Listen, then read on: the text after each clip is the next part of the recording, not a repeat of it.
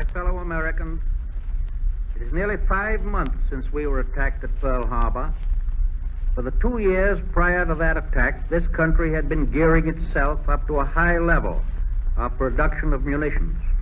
And yet our war efforts had done little to dislocate the normal lives of most of us. Since then, we have dispatched strong forces of our Army and Navy, several 100,000 of them, to bases and battlefronts thousands of miles from home. We have stepped up our war production on a scale that is testing our industrial power, our engineering genius, and our economic structure to the utmost. We have had no illusions about the fact that this is a tough job and a long one. American warships are now in combat in the North and South Atlantic, in the Arctic, in the Mediterranean, in the Indian Ocean, and in the North and South Pacific. American troops have taken stations in South America, Greenland, Iceland, the British Isles, the Near East, the Middle East, and the Far East, the continent of Australia, and many islands of the Pacific. American war planes, manned by Americans, are flying in actual combat over all the continents and all the oceans.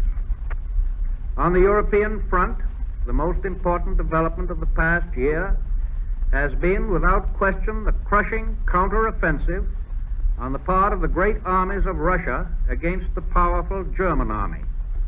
These Russian forces have destroyed and are destroying more armed power of our enemies, troops, planes, tanks, and guns, than all the other United Nations put together. In the Mediterranean area, matters remain on the surface much as they were, but the situation there is receiving very careful attention. Recently, we've received news of a change in government in what we used to know as the Republic of France, a name dear to the hearts of all lovers of liberty, a name and an institution which we hope will soon be restored to full dignity. Throughout the Nazi occupation of France, we have hoped for the maintenance of a French government which would strive to regain independence, to reestablish the principles of liberty, equality, and fraternity, and to restore the historic culture of France. Our policy has been consistent from the very beginning. However, we are now greatly concerned lest those who have recently come to power may seek to force the brave French people into submission to Nazi despotism. The United Nations will take measures, if necessary, to prevent the use of French territory in any part of the world for military purposes by the Axis powers. The good people of France will readily understand that such action is essential for the United Nations to prevent assistance to the armies or navies or air forces of Germany or Italy or Japan.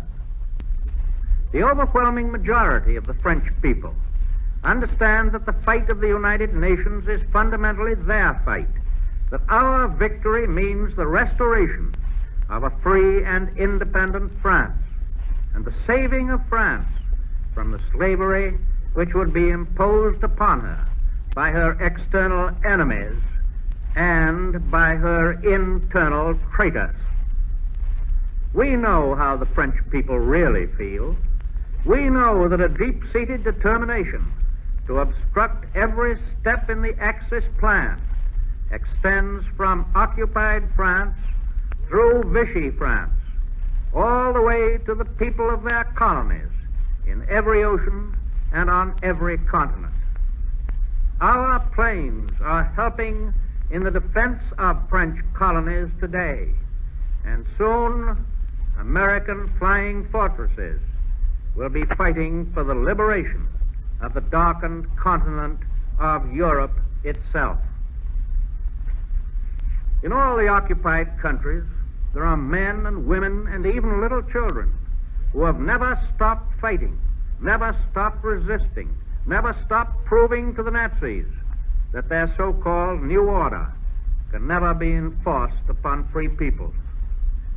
In the German and Italian peoples themselves, there's a growing conviction that the cause of Nazism and fascism is hopeless, that their political and military leaders have led them along the bitter road which leads not to world conquest but to final defeat. They cannot fail to contrast the present frantic speeches of these leaders with their arrogant boastings of a year ago and 2 years ago. And on the other side of the world, in the Far East, we have passed through a phase of serious losses. We've inevitably lost control of a large portion of the Philippine Islands. But this whole nation pays tribute to the Filipino and American officers and men who held out so long on Bataan Peninsula, to those grim and gallant fighters who still hold Corregidor where the flag flies, and to the forces that are still striking effectively at the enemy on Mindanao and other islands. The Malayan Peninsula and Singapore are in the hands of the enemy. The Netherlands, East Indies are almost entirely occupied, though resistance there continues. Many other islands are in the possession of the Japanese. But there is good reason to believe that their southward advance has been checked. Australia, New Zealand, and much other territory will be bases for offensive action, and we are determined that the territory that has been lost will be regained. The Japanese are pressing their northward advance against Burma with considerable power, driving toward India and China. They have been opposed with great bravery by small British and Chinese forces, aided by American flyers. The news in Burma tonight is not good. The Japanese may cut the Burma road. But I want to say to the gallant people of China that no matter what advances the Japanese may make, ways will be found to deliver airplanes and munitions of war to the armies of Generalissimo Chiang Kai-shek. We remember that the Chinese people were the first to stand up and fight against the aggressors in this war, and in the future, a still unconquerable China will play its proper role in maintaining peace and prosperity, not only in Eastern Asia, but in the whole world. For every advance that the Japanese have made since they started their frenzied career of conquest, they have had to pay a very heavy toll in warships, in transport, in planes, and in men. They are feeling the effects of those losses. It is even reported from Japan that somebody has dropped bombs on Tokyo and on other principal centers of Japanese war industries. If this be true, it is the first time in history that Japan has suffered such indignities. Although the treacherous attack on Pearl Harbor was the immediate cause of our entry into the war, that event found the American people spiritually prepared for war on a worldwide scale. We went into this war fighting. We know what we're fighting for. We realize that the war has become what Hitler originally proclaimed it to be, a total war. Not all of us can have the privilege of fighting our enemies in distant parts of the world.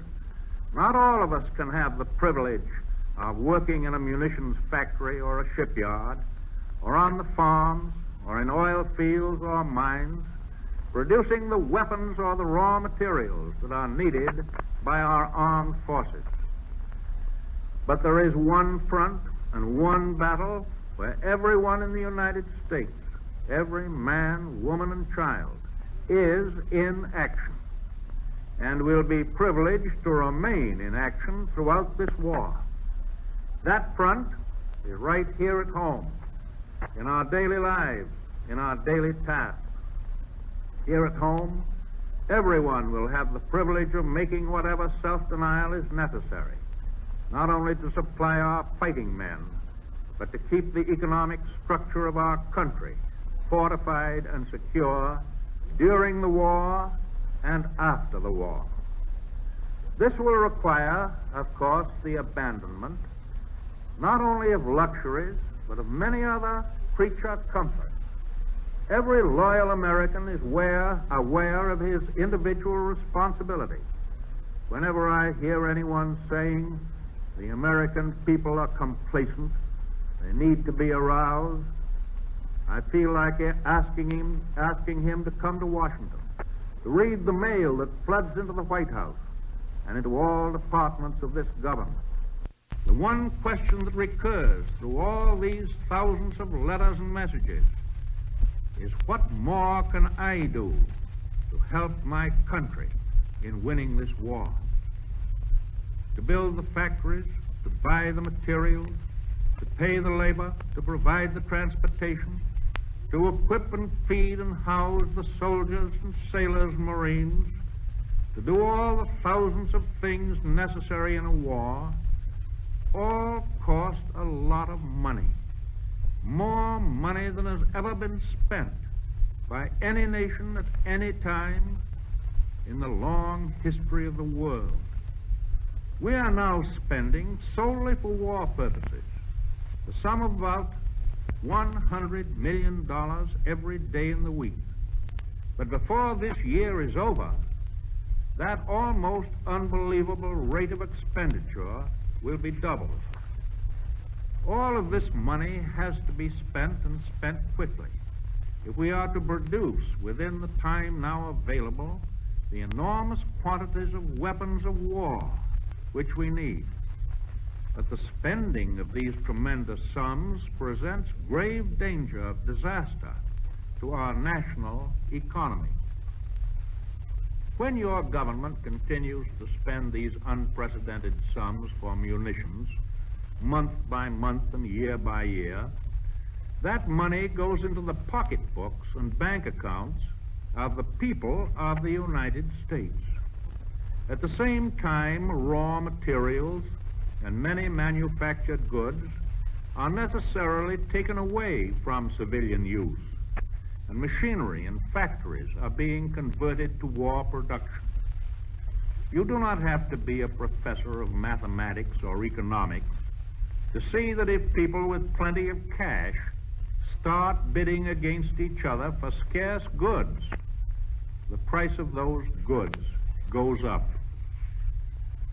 Yesterday, I submitted to the Congress of the United States a 7-point program, a program of general principles, which, taken together, could be called the national economic policy for attaining the great objective of keeping the cost of living down.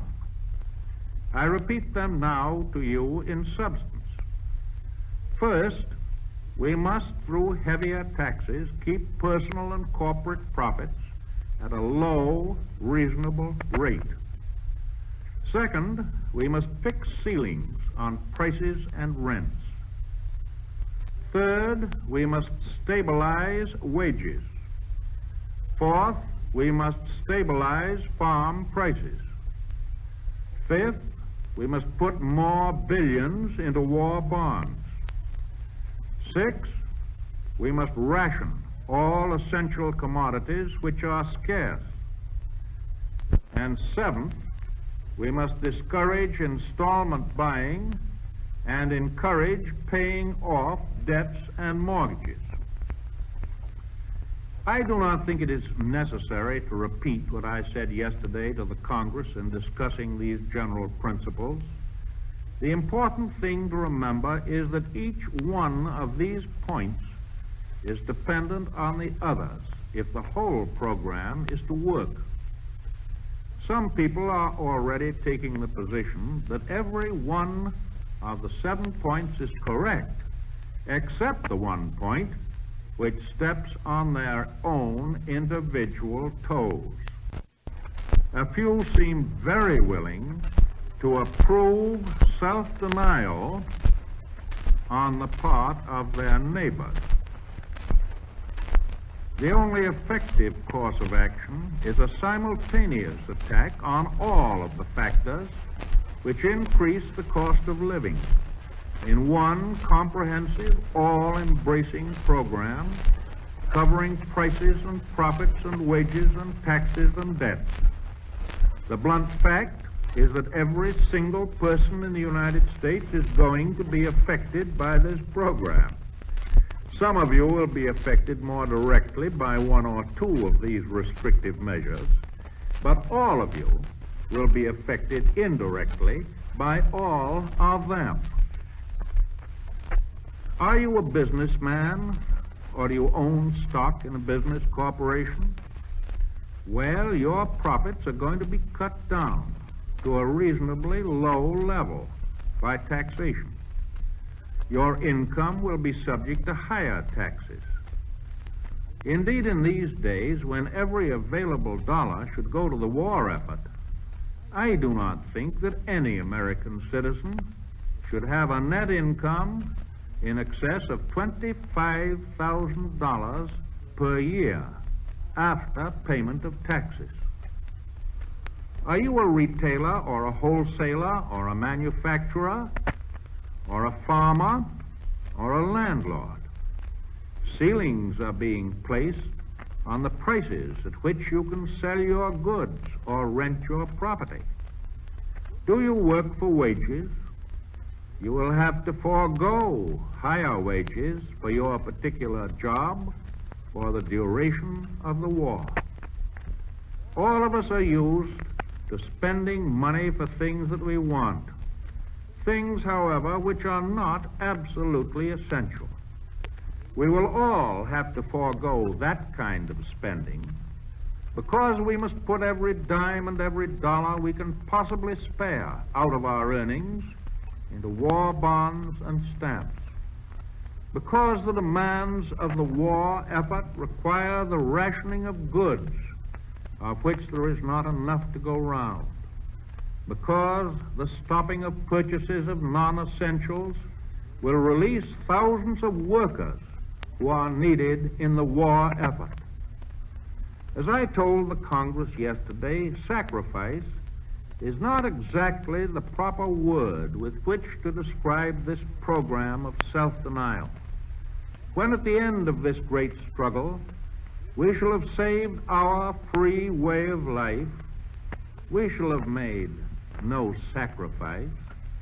The price for civilization must be paid in hard work and sorrow and blood. The price is not too high.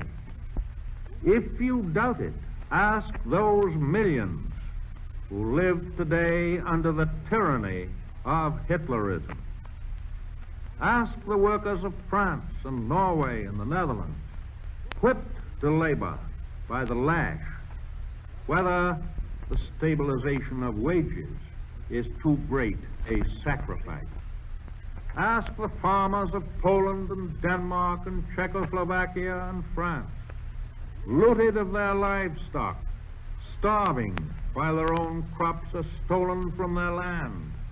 Ask them whether parity prices are too great a sacrifice. Ask the businessmen of Europe, whose enterprises have been stolen from their owners, whether the limitation of profits and personal incomes is too great a sacrifice. Ask the women and children whom Hitler is starving, whether the rationing of tires and gasoline and sugar is too great a sacrifice. We do not have to ask them. They have already given us their agonized answers. This great war effort must be carried through to its victorious conclusion by the indomitable will and determination of the people as one great whole. It must not be impeded by the faint of heart. It must not be impeded by those who put their own selfish interests above the interests of the nation. It must not be impeded by those who pervert honest criticism into falsification of fact. It must not be impeded by self-styled experts, either in economics or military problems, who know neither true figures nor geography itself. It must not be impeded by a few bogus patriots who use the sacred freedom of the press to echo the sentiments of the propagandists in Tokyo and Berlin. And above all, it shall not be imperiled by the handful of noisy traitors, betrayers of America, betrayers of Christianity itself, would-be dictators who in their hearts and souls have yielded to Hitlerism and would have this republic do likewise. I shall use all of the executive power that I have to carry out the policy laid down. If it becomes necessary to ask for any additional legislation in order to attain our objective of preventing a spiral in the cost of living, I shall do so. I know the American farmer, the American workman, and the American businessman. I know that they will gladly embrace this economy and equality of sacrifice, satisfied that it is necessary for the most vital and compelling motive in all their lives, winning through to victory. Never in the memory of man has there been a war in which the courage, the endurance, and the loyalty of civilians played so vital a part. Many thousands of civilians all over the world have been and are being killed or maimed by enemy action. Indeed, it was the fortitude of the common people of Britain under fire which enabled that island to stand and prevented Hitler from winning the war in 1940. The ruins of London and Coventry and other cities are today the proudest monuments to British heroism. Our own American civilian population is now relatively safe from such disasters, and to an ever-increasing extent our soldiers, sailors, and Marines are fighting with great bravery and great skill on far distant fronts to make sure that we shall remain safe. I should like to tell you one or two stories about the men we have in our armed forces. There is, for example, Dr. Corridon M. Wassell. He was a missionary, well known for his good works in China.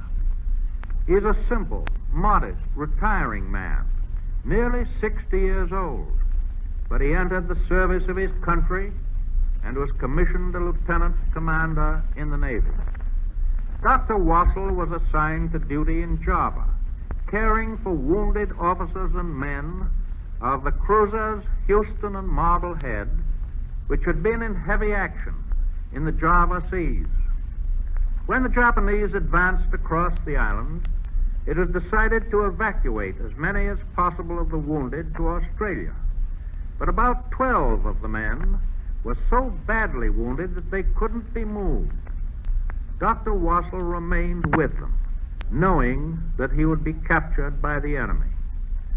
But he decided to make a last desperate attempt to get the men out of Java. He asked each of them if he wished to take the chance, and every one agreed. He first had to get the 12 men to the seacoast, 50 miles away. To do this, he had to improvise stretchers for the hazardous journey. The men were suffering severely, but Dr. Wassell kept them alive by his skill, inspired them by his own courage. And as the official report said, Dr. Wassell was almost like a Christ-like shepherd devoted to his flock. On the seacoast, he embarked the men on a little Dutch ship. They were bombed. They were machine gunned by waves of Japanese planes.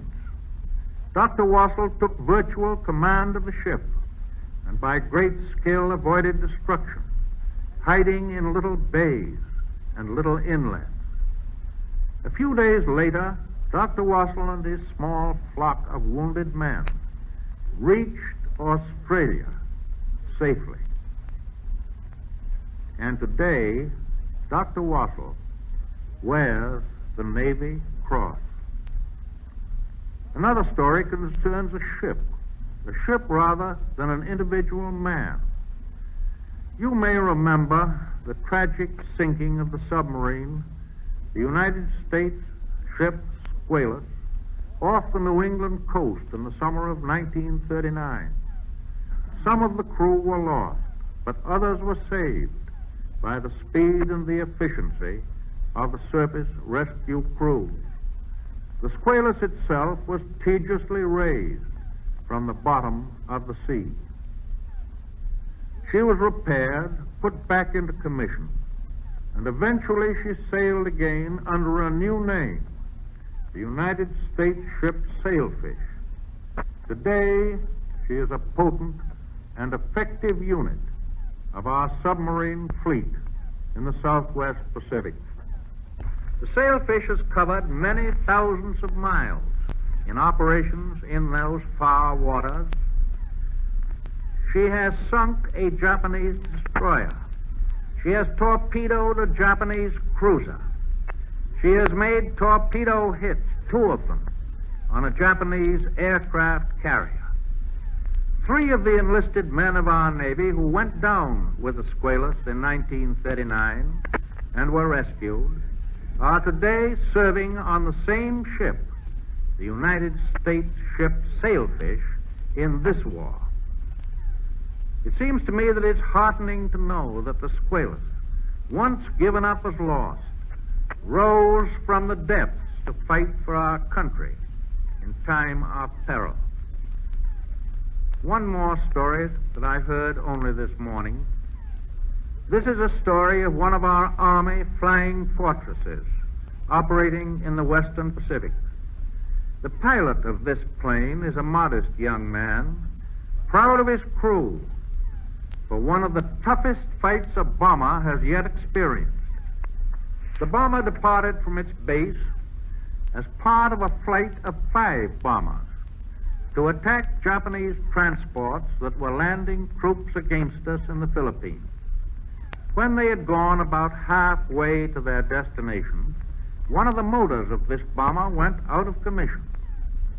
The young pilot lost contact with the other bombers.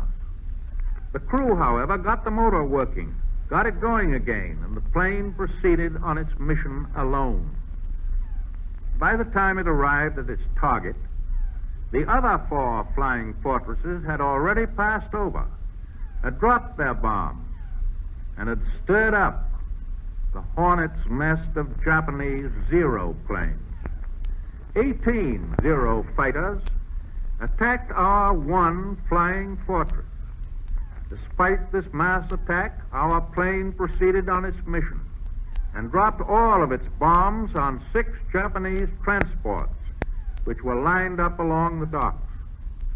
As it turned back on its homeward journey, a running fight between the bomber and the 18 Japanese pursuit planes continued for 75 miles. 4 pursuit planes of the Japs attacked simultaneously at each side. 4 were shot down with the side guns.